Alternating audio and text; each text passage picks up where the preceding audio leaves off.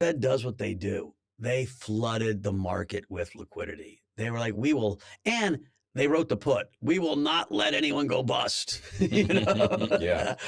know? um, and I think that was a psychological win for the crypto community. A, there was liquidity, but B, it was like you started in this business because you were skeptical of centralized institutions. And we now just, with all the arrogance of the Fed and our regulators, we had a regulated bank go boom overnight. Um, we have a system that these banks are really highly levered, non-mark-to-market hedge funds Yep. that have a quasi guarantee, a maybe or maybe not guarantee from the government. So would I rather have my money in a Silicon Valley bank, or would I like it in a stable coin backed by treasury bills? Especially if they paid interest. And so like the great product, which the Fed won't allow at this point because all of a sudden it would uh, really cut the banks at the knees, would be an interest-bearing stablecoin. Hmm. I know a lot of people are trying to work on it. I Is would that a tell fair you that statement? I would think most of the people I've met are either center left or center right, and they're not that far apart. Right. Most rational people tend to be center left or center right. I shifted from center left towards progressive for a while because I was like, whoa, in 30 years, the rich poor gap has just gotten immense Hmm. from the time I graduated from college. In the last 12 years, the cost of a house in America has gone from 190,000 to 390,000. It's harder and harder for people in the bottom 70% to actually fulfill their dreams. And I thought we need to do some more radical things. Um, I don't think we should do them inefficiently. I don't think we should do them where markets don't play a part. And so you can call me progressive, you can call me center left. Hmm.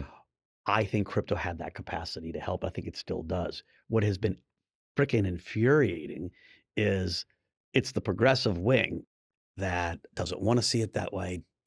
And I tell you, I've been in DC a lot recently. Yeah. There's bipartisan agreement, quite frankly, on the two different bills that are already there, on the stablecoin bill and on the Right. There'll be some push and pull, but like people would put something forth if they could. 100%. And it is this small cabal that's stopping it. Most people you meet with, they don't see this as partisan. That's It's all about her all the time. Every soundbite to be in the news. She's not passed one bill, and so has not been an effective legislator. She's been a loud legislator, and I see that across the board in DC. It is so frustrating that the narcissism of politics. I mean, I'm in an industry with a lot of narcissists, right? Line up 13 billionaires, and it's a degree of narcissism, right. right? We all like you. When you have power, you have some narcissism. I get it. Anyone with a Twitter account is got, or an X account, it's got some narcissism, right? But it pales in compared to the politicians. Yeah, yeah. All right, let's shift gears a little bit. I wanted to ask you, Mike, about you had mentioned this on criminal justice. You're well known for being a big patron of the Bail Project, right? What is that? What other criminal justice issues are you into? I know this is a bit of an aside. Let me tell you, at one point, crypto and bail were two of the most unpopular subjects in America. I was like, how did I pick those two? Listen, stepping back, we have a criminal justice system that is not just, that is not fair, that's not economic, that's not moral.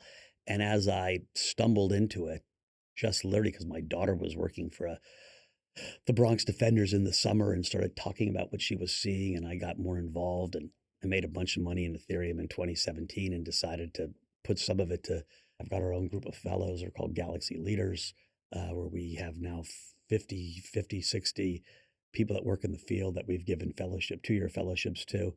And so literally I spent a huge amount of my time and resource trying to change both the narrative and the actual laws. We've got a long way to go there. Yeah. It sounds like a good cause, Mike. Let's shift gears again. I want to go back to macro and crypto. You talk about the Fed too. It's been a big year in rates, right, and in Fed policy. Yeah, listen, the Fed right now. Have they regained their credibility? Do they have credibility? How would you rate the Fed this year? So the hardest part about when people talk about central banks is it's a two-person partnership. It's the central bank and the government and the Treasury. It's really not the Treasury, it's the central bank and the Congress that together create economic policy or whoever are the stewards of your economy. Powell can be criticized for waiting to raise rates too long. I think that's now consensus. He waited. The bubble got a little hotter than it needed to get.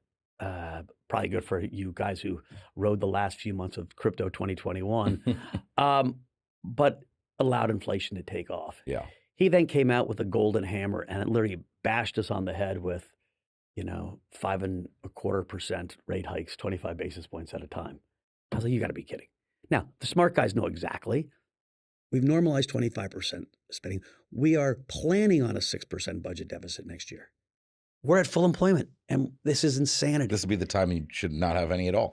This is insanity, and it's going to get harder and harder to get up. We're going to have $1 trillion of interest payments next year. That's 4% of GDP. And so we're at that point where the only way out of this is to debase your currency some.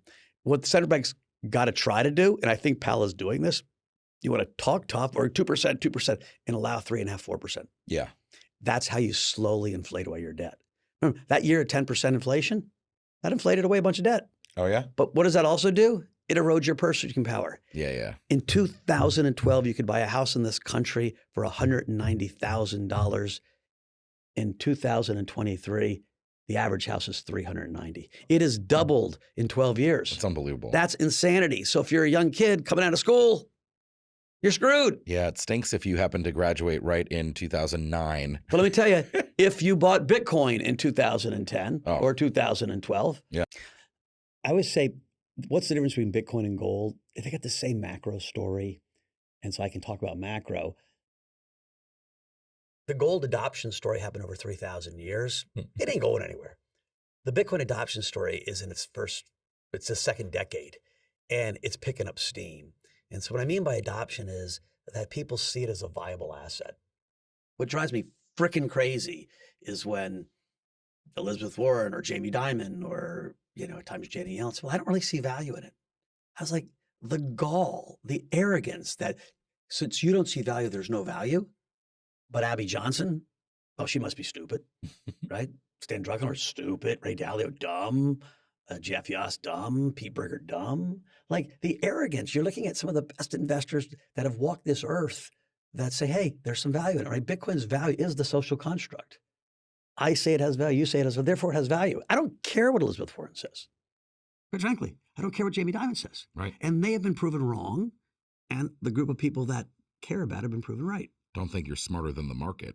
Yeah. The market value. Listen, you can decide I don't want to buy it. Warren Buffett decided he didn't like it. Charlie Munger, God rest his soul, passed away hating Bitcoin. They were wrong in the time frame to operate on. It doesn't matter. Charlie Munger made so much money. I'm sure he passed away with the biggest smile on his face. He was a great mentor to people.